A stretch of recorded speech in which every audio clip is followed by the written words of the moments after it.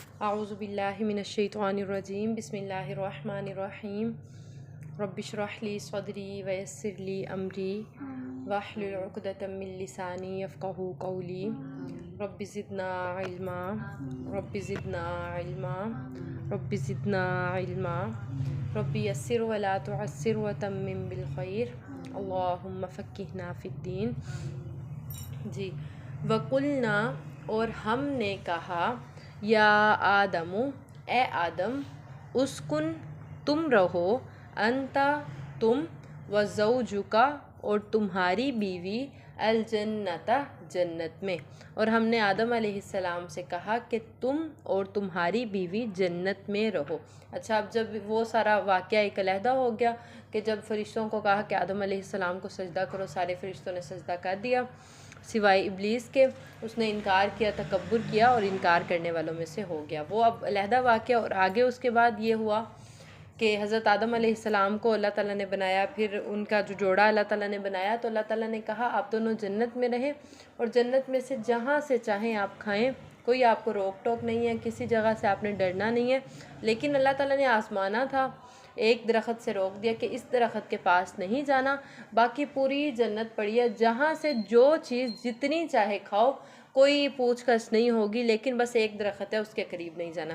اب کیا ہوا کہ جب ایک درخت سے روک دیا گیا تو اب پہلا ہی وار جو ابلیس نے کیا وہ حضرت آدم پہ کیا۔ اس نے حضرت آدم کو ورگلانا شروع کر دیا کہ اس جنت کا پھل کھانے سے یہ ہوگا کہ تم ہمیشہ جوان رہو گے، ہمیشہ زندہ رہو گے، تمہیں کبھی موت نہیں آئے گی، یا اس طرح کی مزید اس نے کچھ باتیں کہیں۔ تو اور یہ کہا جاتا ہے، ہم نے تو واقعہ پڑھا نا کہ اس طرح اس نے پھسلایا، وہ پھسل کے، ایسے نہیں ہوا تھا۔ کہتے ہیں بہت 100 سال لگے تھے شیطان کو حضرت آدم کو ورگلانے میں، پھسلانے میں، کیونکہ حضرت آدم آخر اللہ تعالیٰ نے انسان کو بنایا تھا، عقل دی تھی، سارا کچھ تھا۔ تو جب ابلیس نے یہی بات کی تھی کہ اس شخص کی وجہ سے، اس انسان کی وجہ سے میں جنت سے نکلا ہوں، اب اسے بھی میں جنت سے نکالوں گا۔ جب پھر حضرت آدم کو اور اماں حوا کو وہ جنت میں بیٹھا ہوا دیکھتا تھا، کھاتا پیتا خوشحال دیکھتا تھا، پھر اسے وہی ہوتا تھا کہ میں اب اس انسان کو جنت سے نکالوں۔ پھر اس نے پھسلانا شروع کر دیا، کبھی آگے سے آتا، کبھی پیچھے سے آتا، کبھی دائیں سے، کبھی انسانی شکل میں آتا اور کہتا بھی اس پھل کو کھاؤ، اللہ تعالیٰ نے تمہیں روکا ہے، تم اس چیز کو۔ اور ویسے بھی انسان جو ہے، انسان کی فطرت میں یہ چیز شامل ہے۔ ہم اپنے آپ کو بھی دیکھیں، جس ایک چیز سے روکا جاتا ہے ہم اس چیز کی طرف زیادہ اٹریکٹ ہوتے ہیں، وہ کام کرنے کو زیادہ دل کرتا ہے، کیونکہ یہ نیچر میں چیز شامل ہے۔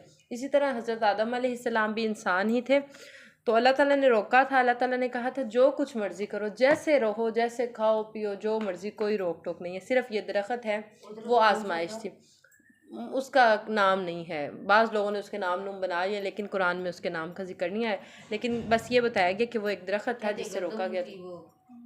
نہیں، یہ تو نہیں، اس کا کلیئر کوئی نہیں بتایا گیا کہ وہ کیا تھا کیا نہیں تھا، لیکن میں نے بھی سنا ہے کہ کہا جاتا ہے کہ وہ گندم کا تھا۔ خیر، علیہ السلام کو شیطان نے پھسلانا شروع کر دیا، بڑی دیر، بڑے سال تک وہ پھسلاتا رہا کہ تم یہ پھل کھا لو کھا لو، اللہ تعالیٰ نے تو تمہیں اس لیے روکا۔ لیکن حضرت آدم پیغمبر ویسے بھی تھے اور ویسے بھی عقل سمجھ سارا کچھ تھا، تو فوری اس کی باتوں میں نہیں آئے تھے۔ پھر آہستہ آہستہ آہستہ آہستہ شیطان ورگلاتا رہا، کافی ٹائم جب گزرا تو حضرت آدم علیہ السلام اس کے بہکاوے میں آگے، وہ پھل کھا لیا۔ تو اللہ تعالیٰ نے وہ آزمائش کے لیے، اس میں ایز اٹ از ایسا کچھ بھی نہیں تھا کہ یہ ہوگا وہ ہوگا، وہ صرف ایک روک تھی اللہ کی طرف سے، ایک آزمائش تھی کہ کیا میں ہر آسائش دے رہا ہوں، اگر ایک چیز سے میں روک رہا ہوں، کیا میرا بندہ اس چیز سے رکتا ہے؟ وہ ایک آزمائش تھی، یا اللہ تعالیٰ نے کیا دیکھنا تھا، جانچنا تھا۔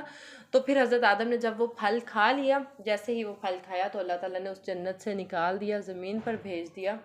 پھر کہا جاتا ہے کہ بہت دیر، بہت عرصہ، ہاں جی، دونوں کو بھیج دیا تھا دنیا میں، پھر بہت ٹائم تک وہ دنیا میں رہے تھے۔ اس کے بعد پھر کچھ پتہ نہیں تھا اللہ سے مانگنا، پہلے انسان تھے، کیسے مانگنا ہے، کیا کرنا ہے، کوئی علم نہیں تھا۔ پھر اللہ نے خود ہی کافی دیر بعد دعائیں سکھائی، وہ آپ لوگ سورہ اعراف میں پڑھیں گے، ربنا ظلمنا انفسنا وان لم تغفر لنا وترحمنا لنکونن من الخاسرین۔ اللہ تعالیٰ نے خود ہی یہ کلمات سکھائے کہ اے ہمارے رب، ہم نے اپنی جانوں پر ظلم کر لیا، اگر تو نے ہمیں معاف نہ کیا اور تو نے ہم پر رحم نہ کیا تو ہم نقصان اٹھانے والے ہو جائیں گے۔ یہ دعا ہمیں بھی پڑھتے رہنا چاہیے، کیونکہ گناہ ہم سے بھی ہو جاتے ہیں۔ تو یہ بڑی خوبصورت دعا ہے کہ اے ہمارے رب، ربنا ظلمنا انفسنا، کہ ہم نے اپنی جانوں پر ظلم کر لیا، گناہ کر لیے، اگر تو ہمیں معاف نہیں کرے گا یا تو ہم پر رحم نہیں کرے گا تو ہم کس کے پاس جائیں گے؟ تو ہم تو پھر سراسر خسارے میں ہیں۔ پھر کتنی دیر آپ نے یہ دعا پڑھ کے مانگی تھی اللہ تعالیٰ سے، پھر اللہ تعالیٰ نے توبہ قبول کی تھی اور دوبارہ پھر جو ہے جنت میں داخل کیا تھا۔ جی سمجھ آ گئی؟ فَأَزَلَّهُمَا، پھر ان دونوں کو پھسلایا، الشیطان، شیطان نے، عنہا، اس سے، فَأَخْرَجَهُمَا، پھر اس نے ان دونوں کو نکلوا دیا، مِمَّا كَانَا فِي، اس سب میں تثنیہ کا صیغہ یوز ہو رہا ہے۔ کانا ویسے ہم نے پڑھا لیکن ادھر کانا آ رہا ہے، فَأَخْرَجَهُمَا آ رہا ہے، فَأَزَلَّهُمَا، تو یہ تثنیہ کا صیغہ ہے۔